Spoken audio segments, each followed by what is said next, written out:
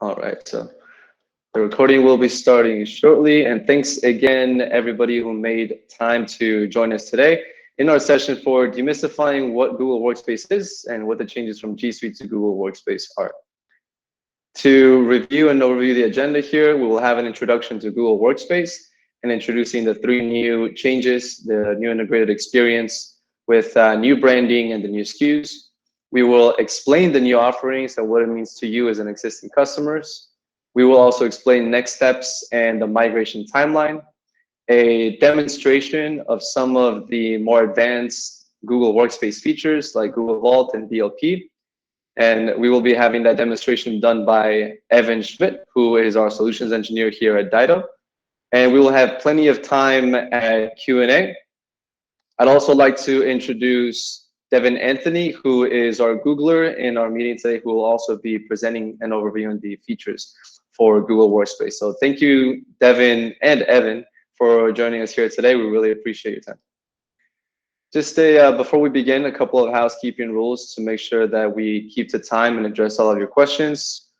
Number one, if you could please use the Q&A function to ask questions and upvote questions. We have that function in the Activities tab at the bottom right. This is one of the new capabilities that Google Meet released throughout the last 2 quarters. As we mentioned earlier, if you could please mute your microphone as well as disable your camera, we will be recording and sending out the session back to you so that you can review any changes and any of the content that we review today. As well as if you have any questions on pricing, please contact your account manager directly. If you have any additional questions on products, pricing, you can also fill out this QR code as you see here, which will take you to a Google form. That way we can follow up with you and answer any questions that you may or may not have. And for those who may or may not be familiar with Dido, Dido has been around for 14 years as a Google Premier Partner, one of the original Google resellers for Google Apps, as it was called about 12 years ago. We are a one-stop shop for GCP, Google Workspace, and Google Maps. We are 100% Google Cloud, so we don't sell any other company's products. So we specialize in Google Cloud. We have 16 certifications, as well as we just earned our security specialization. We are one of the few partners worldwide that have that security, that cloud security specialization. And this is all orchestrated by Rich Voltak, our VP of Cloud, who was brought over from Deloitte, where he was the company's chief architect. And now I'll pass it over to Devin Anthony to get us started with the Google Workspace presentation. Thanks, Juan, and thanks everybody for joining today. As Juan mentioned, my name is Devin Anthony, and I'm an account manager here internally at Google. And I'm going to be just walking you through some of the changes and what to expect between G Suite and Google Workspace. And unfortunately, my computer's been pretty laggy today, so I'm also going to turn my camera off, but I'll turn my camera back on for the Q&A portion at the end. Okay, so before I go through what is Google Workspace, I want to set the stage with how work has transformed over the past year. And I'm sure you guys are all more than aware of this, but the average employee reports feeling overworked and overwhelmed. And most technology actually exacerbates this problem. It gets in the way, drives silos between people, teams, and information, adds extra steps and processes to get something done. And people actually end up wasting valuable time managing the different tools they use instead of high-value human work. In fact, we found that about 20% of an employee's time is actually just spent looking for information. And so if you think about it, that's like hiring 5 people and having one of those people never show up for work. And people are your most important asset. And so if they get burned out, your business and your customers are going to suffer. And so to be resilient and succeed, you need to make sure that your people aren't getting burnt out and they're working on the right stuff. Next slide, please.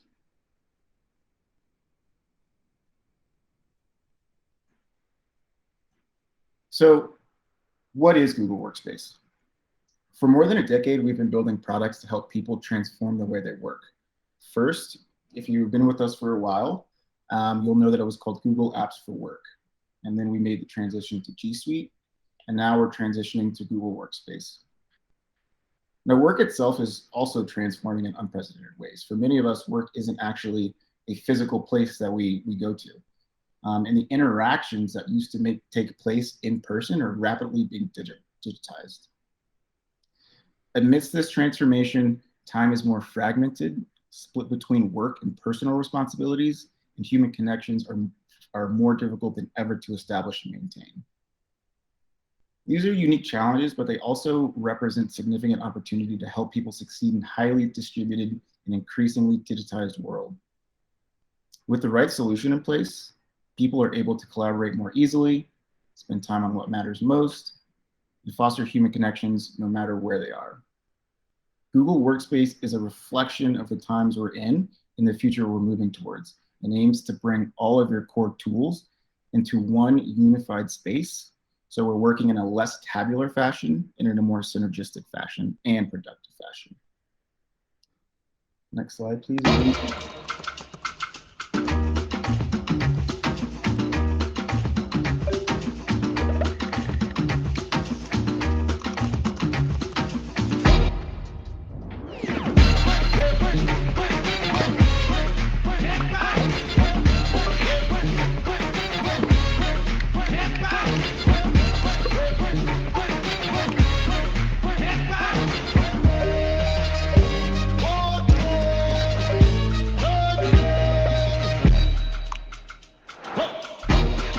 Okay, let's get started. Can we make that orange? Great, there we go. Okay, what do you think, Steve? Steve?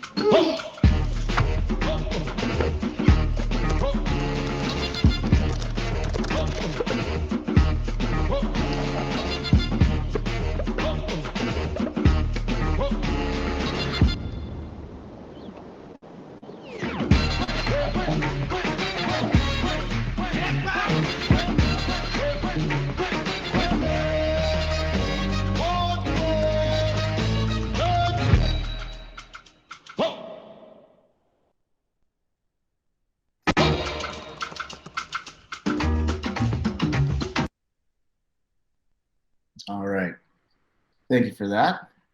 So with Google Workspace, we're introducing three major developments. First, a new deeply integrated user experience. Second, a new brand identity. And thirdly, new ways to get started. And we'll go through these each individually.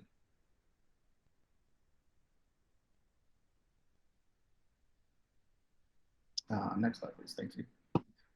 So first, a new deeply integrated user experience that helps teams collaborate more effectively, frontline workers stay connected, and businesses power new digital customer experiences.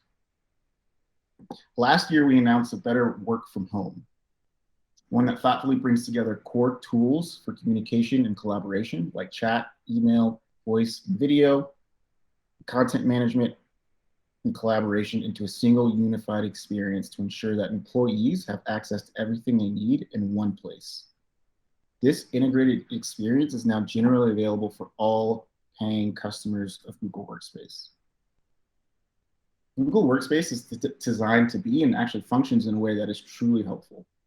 Imagine technology that's so seamless and intuitive that it actually feels invisible, but also anticipates our needs and augments our work so that we can maximize our time.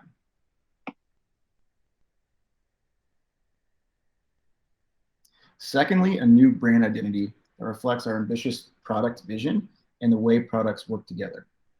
So 10 years ago, when many of our products were first developed, they were created as an individual app that solves a unique, distinct challenge, like better email with Gmail, or a new way for individuals to collaborate together with Docs. Over time, our products have become more integrated, so much so that the lines between our apps have started to actually disappear. Our new Workspace brand reflects this more connected, helpful, and flexible experience, and our icons will reflect the same. And you've probably already noticed new 4-color icons for Gmail, Drive, Calendar, Meet, and our collaborative content creation tools like Docs, Sheets, Slides that are part of the same family. They represent our commitment to building integrated communication and collaboration experiences for everyone, all with helpfulness from people.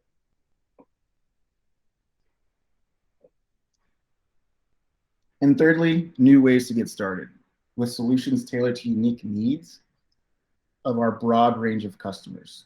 So simplicity, helpfulness, flexibility, these are the guiding principles that apply to both the way people experience our products and the way that we want to do business. So let's take a bit of a deep dive on some of our new offerings. Now, earlier in my presentation, I already went through the why we're doing this, and we're committed to bringing our customers more tailored offerings for all of their business needs. Now let's go through the what. So what are the new offerings? As you can see here, we've got 2 new families of offerings tailored for customer-specific needs. The first of those offerings is the Business Edition family for small and medium-sized organizations looking to make fast and self-service purchases. And then the second is the Enterprise Edition family, which is for larger organizations with more complex implementation challenges or technical assistance needs over the course of a longer buying and development cycle.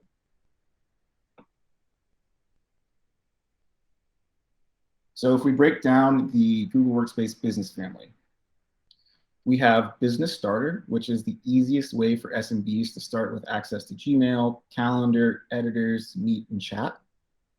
And then that middle column, we have Business Standard. This offers enhanced communication and collaboration capabilities and more storage. And if you look at the last and the final column there on the right-hand side, we have Business Plus with enhanced security and compliance, enterprise-grade communication capabilities, and the most storage among the business offerings. And it's important to also note that our 3 SMB offerings are capped at 300 seats. So businesses with more users should explore some of our enterprise options.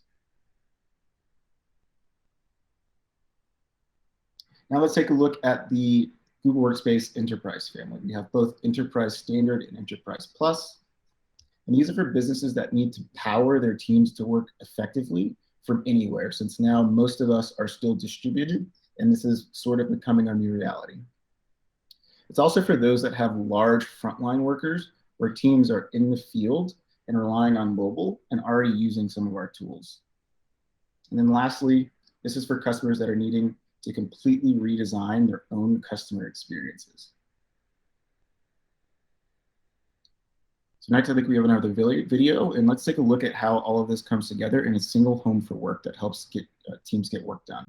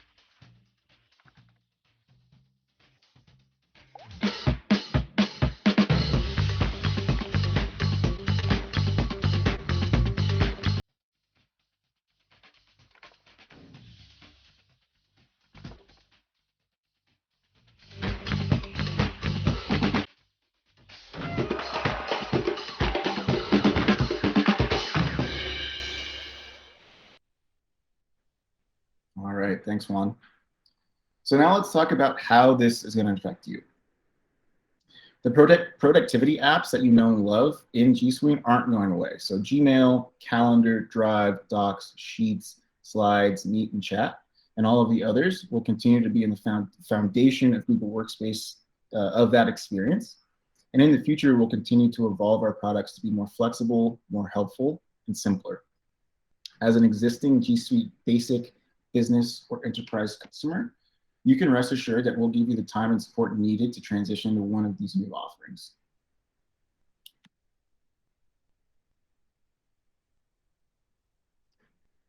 So what are the transition paths that are available? And so the arrows here illustrate the natural transition paths based on your current subscription. So we can go through this in a little bit more detail in the next few slides, but this is a general idea of how the transition paths will work. And I know one of the questions that a lot of you are probably asking yourself right now is, how does this affect my current subscription? So for G Suite Basic and G Suite Business customers, your current G Suite subscriptions and related services will continue to function as they do today until you transition to one of the new editions. If you're on a monthly flexible plan, we'll be in touch over the next coming months with more information on transitioning to one of the new offerings. And if you're on an annual fixed term plan, your current G Suite subscription will continue until your renewal date. So we'll be sharing additional information over the next coming months, as I mentioned, to identify a transition path that best suits your needs. But in the meantime, if you have any questions about your renewal or about the transition, please contact your current sales rep. For G Suite Enterprise customers, your G Suite Enterprise subscription will automatically be migrated to Google Workspace Enterprise Plus. And again, if you have any questions, please reach out to your sales reps about the migration. So really quickly, what plan is best for you? What we're looking at here is a chart that describes some of the features that you may be interested on the left-hand side of the page with the corresponding plan on the right. So if you do have any additional needs or features that you've been interested for a while, this is sort of where what plan will be the best for you according to that. And the last thing that I'll touch on before we get into the demo is some of the admin controls to keep help your employees and your data secure. And I'll go through this very quickly because, again, Evan is going to be doing the demo here. The first of these features is data loss prevention. So using data loss prevention, or what we call DLP, you can create and apply rules to control the content that users can share in Google Drive and Gmail outside of the organization. DLP gives you control over what users can share and prevents unintended exposure of sensitive information. So things like credit card information, identity numbers, whether that be in an attachment or an image, we can help you prevent that information from leaving the organization. Next is Google Vault, and Google Vault is an information governance and e-discovery tool for Google Workspace. And so with Vault, you can retain, hold, search, and export a user's Google Workspace data.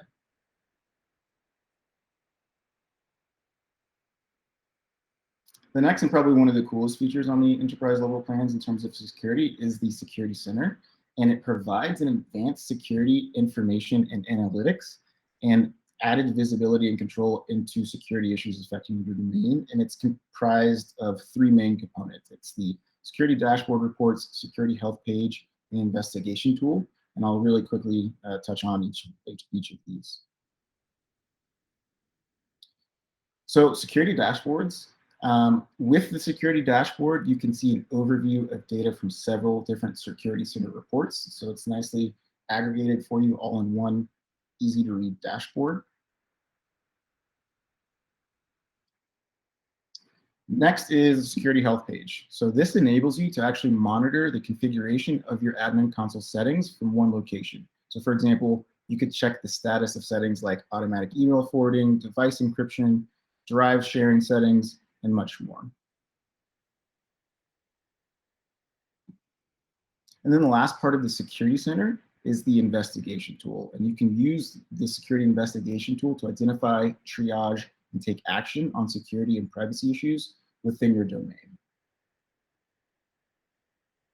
And then the last piece that I'll touch on that isn't necessarily a part of the Security Center is secure access with ContextAware Access. So using ContextAware Access, you can create granular access control policies to apps based on attributes such as identity, a user identity, a location, device security status, and an IP address. And with that, I will turn it over to Evan to conduct the demo. Thank you. Thanks, Devin. And Juan, I'm going to go ahead and borrow the screen share from you for this piece today. As I'm pulling up my screen, I do want to thank everyone for taking the time to join on today. I do see quite a lot of familiar faces out there, so happy you were able to make it, and hopefully this time is useful. For this piece of the conversation, I am going to be working with the Google Admin Console. For those folks who are not super familiar with the Admin Console, please feel free to drop questions in the Q&A and make clarifications. And as I'm kind of navigating to each of the different locations, if you're not sure how to get here, how to navigate here, what these are for, that's what I'm hoping to kind of clarify today. So I'm also going to work through the different editions of the product as I cover the features that Devin just talked about. So the first one that I'll be covering is Google Vault, which is one of the key features that is a part of the Business Plus edition and higher. So that means that it's on the highest edition in the business family of tools. It is also included in both of the enterprise editions as well. Google Vault does a couple of things for an organization, and it is one of the more important tools we see with those higher editions. The first thing is it does enable you to set retention for your organization so that you can store data for a certain period of time in a legally compliant way. That data retention can be set per application. So essentially what we're saying here is I want to store my Gmail data indefinitely, or my Drive data for some period of time. The most common reason we see this actually being used is because people make mistakes. People accidentally lose things, delete them, need help getting them back. And Google Vault ultimately does do that for an organization. It can be used to recover data that a user deleted and continue to store that here. But the more important piece in our view, working with our customers and seeing this tool implemented on the ground, is that when there is an investigation, when there is a legal matter, when there is a litigation, potentially even, Google Vault is what protects the organization by continuing to retain data and avoiding he said, she said situations. Someone can't claim that something happened over email or in a file and falsely when that data is being stored in Google Vault in a compliant way. I saw that there was a hand raise. I think we want to hold questions to the end, or at least drop them into Q&A if at all possible. We can certainly still demo at that point, but if you can hold on to it or drop it into the Q&A, that would be great. The next thing that Google Vault does, other than retain data, is give us the ability to search and export user data, as well as placing legal holds on that information. So to do that, I create what's called a matter, or a legal matter, or an investigatory matter. And I can actually run a search across my various services. Now, it's really important at this point to note that this is an admin level tool. If you are not a super administrator or you haven't been granted Vault administrator rights, you would not have access to this tool. So it is an IT or a technology team oriented tool. But if I do have that sufficient level of permissions, I do gain the ability to search across all of my users' emails and file data, up to and including actually going in and reading the actual messages for those emails or files. So if I need to conduct an investigation for my HR team, or if my leadership passes down that they need some type of information about what was said in an email or added to a document, this gives you the ability to see that. You can also save those searches and share them with other admins, or export them to legal counsel. So whether that's internal or external, you can grant the sufficient access and data to the folks that need it. Now, if we are involved in a pending litigation, we also have the ability to place legal holds on our user accounts. So if I need to, I can actually isolate for one of my users their email, file, or both, or all of the above, data, and I can actually place a freeze on it so that none of their data can be permanently deleted for as long as this hold is in place. That means that during that discovery or litigation process, we always know that that data is being stored where it needs to be. This whole process is audited. So if an admin is using Google Vault, they will show up on an audit log, which will show us things like what information they looked at, as well as when and how and why. So there is quite a lot of information that is being made available here to ensure that nobody is using this to snoop or to leverage it when they shouldn't be. The Google Vault tool, generally speaking, is like an insurance policy for the organization. It ensures that through the combination of retention, matters, and reports, the organization is protected from accidental deletions, but also from he said, she said scenarios. And it does meet legal compliance requirements. So if you're in a compliant industry that requires a data retention policy, such as financial services, if you need to store like loan information. If you're in healthcare and you need to store personal identifiable information for 7 years, Google Vault is exactly the tool that can do that. Now, I can go into a lot of detail on the security and compliance side, and that's not really the goal of today. So if you do want to spend more time on the deeper part of that conversation, definitely let us know. We will certainly free up time to go into more detail. But for right now, I am going to go ahead and jump forward. And as a reminder, Google Vault is available on the Business Plus edition and above. The next tool that I want to talk about is on the Enterprise Standard and Enterprise Plus editions. So we're no longer a part of the business family as we're getting into these more advanced security tools. And the data loss prevention tools live in an area of the admin console called data protection. By the way, for those folks that are already on G Suite Business, you actually do already have access to this Data Protection Insights dashboard, which will show you the high-level information about what sensitive data your users are storing in Google Drive, which can be really useful for informing policy, but it won't help you to understand exactly who is storing this information or exactly what files have this information in them. So what our Enterprise Standard Edition does is give us the ability to add in rules and detectors for certain types of sensitive information. If I have, for example, a need to look for personal identifiable information, let's call it social security numbers, I can go actually create a rule using DLP that will go out into my organization and scan all of our living documents, and then continue to scan any updates that are made to documents or any new documents that are created to look for that information. Now, there's a lot of detail here for who I can decide this rule applies to or doesn't apply to. But for right now, I'm going to go ahead and jump forward and show a little bit of what that looks like.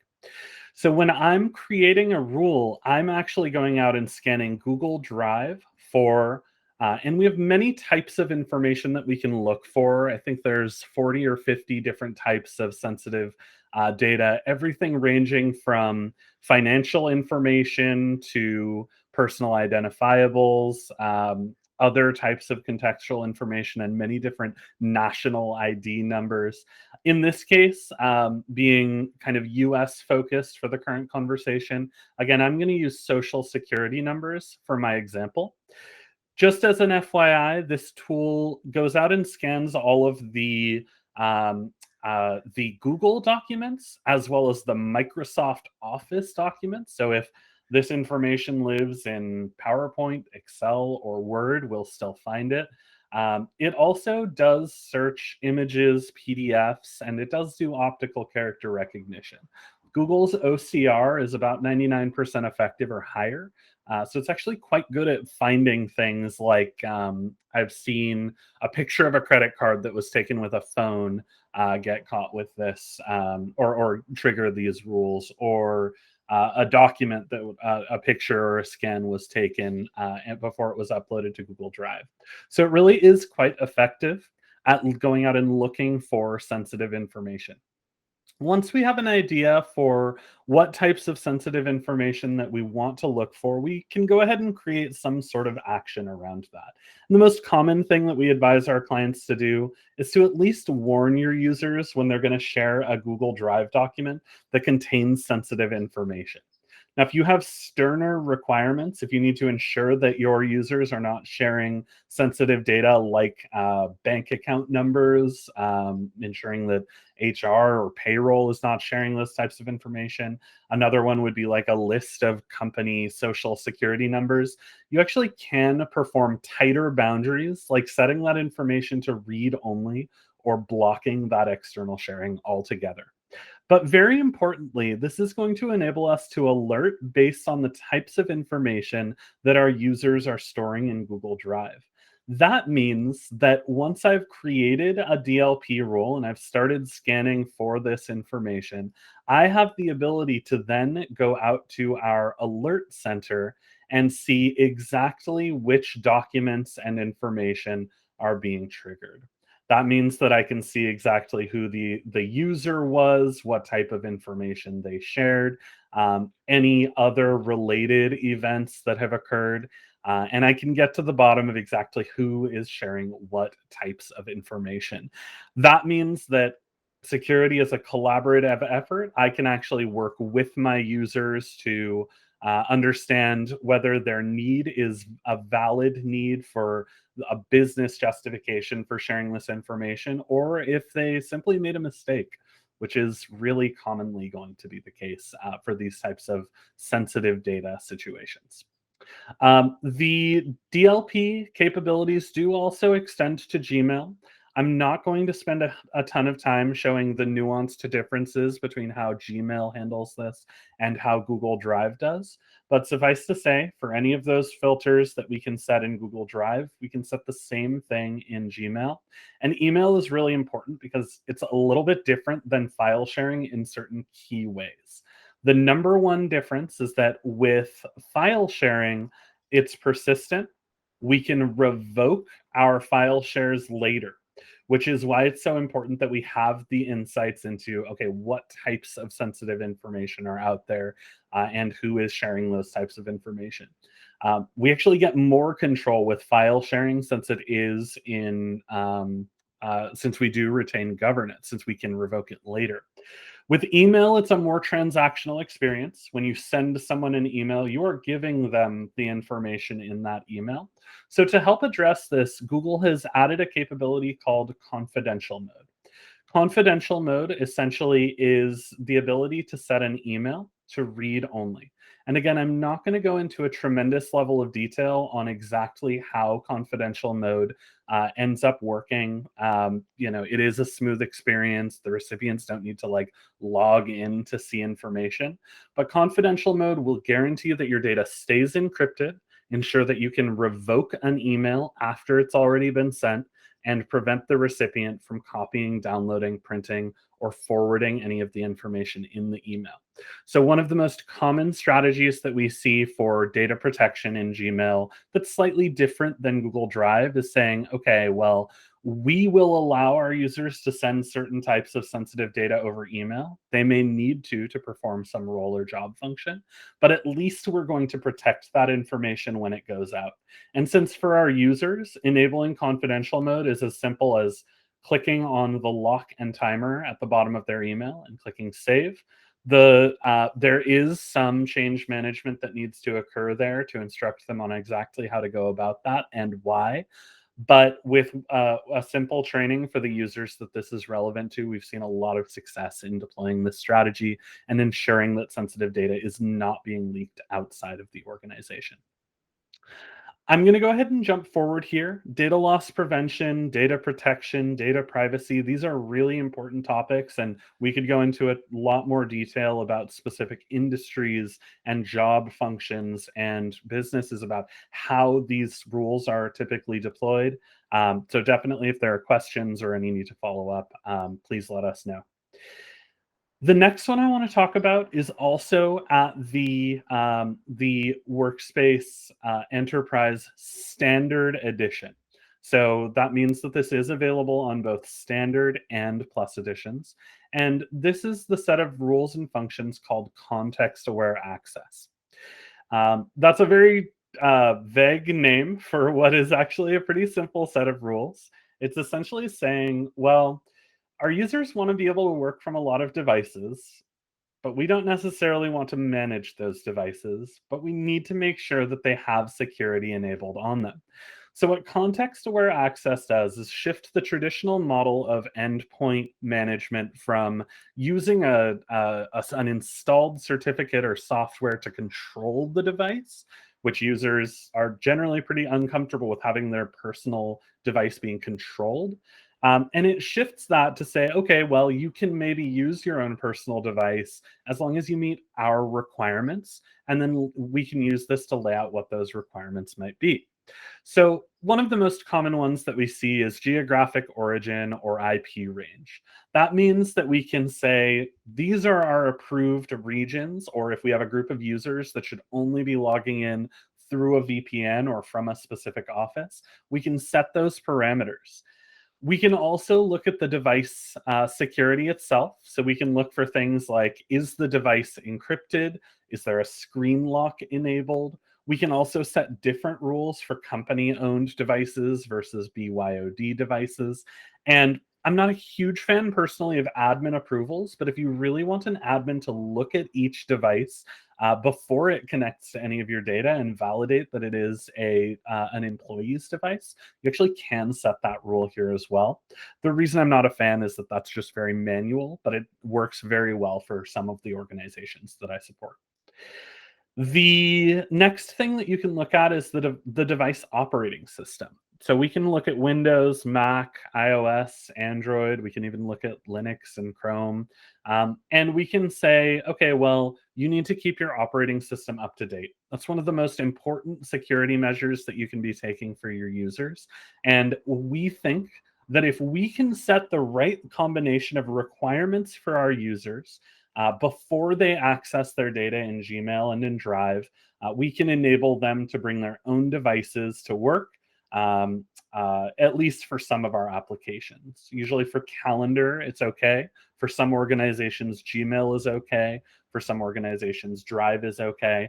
And this is intended to work with BYOD scenarios, and it's an overlay on top of other security features. So if you have Okta or Ping or AirWatch or MobileIron or one of these other tools that helps to manage your user identities and device security, you can use this on top of those without creating a conflict where they conflict with one another.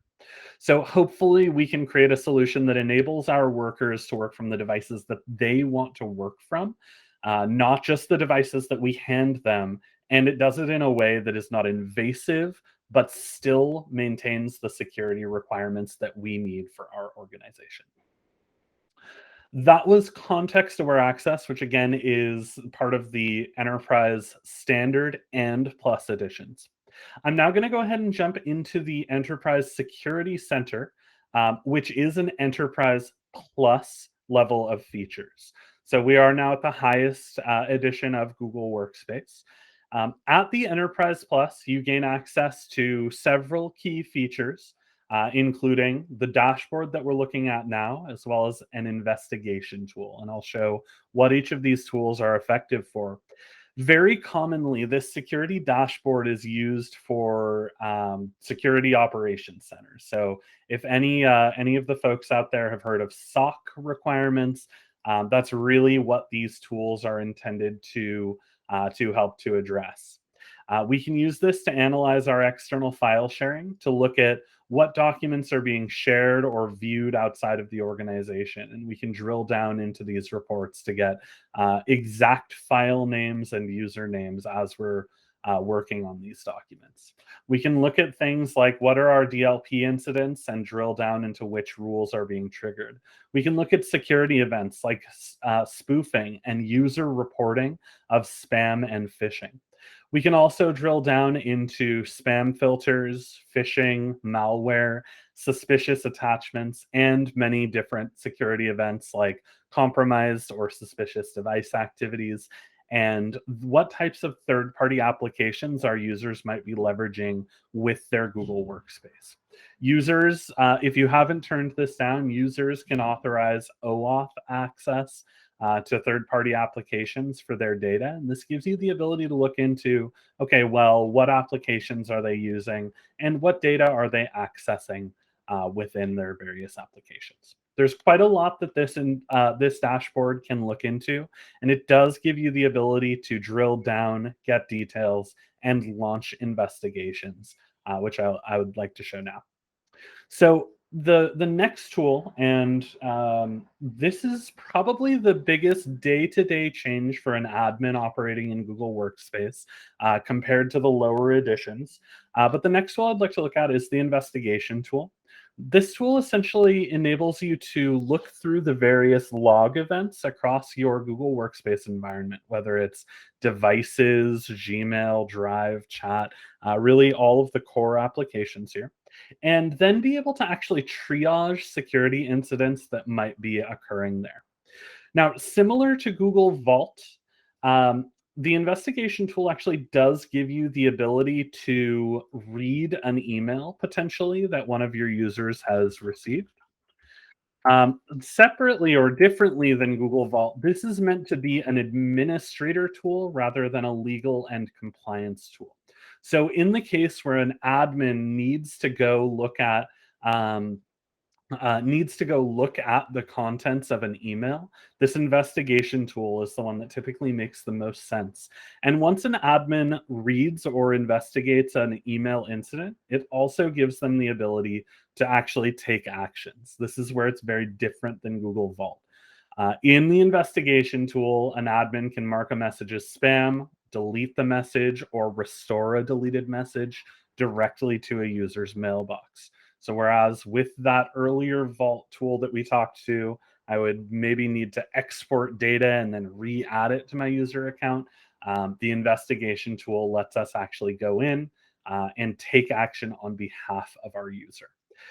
It also works in bulk. So a very common security strategy is to think, okay, if we've been attacked once, we've probably been attacked many times. So we can identify all of those incidents and take action with just a couple of clicks.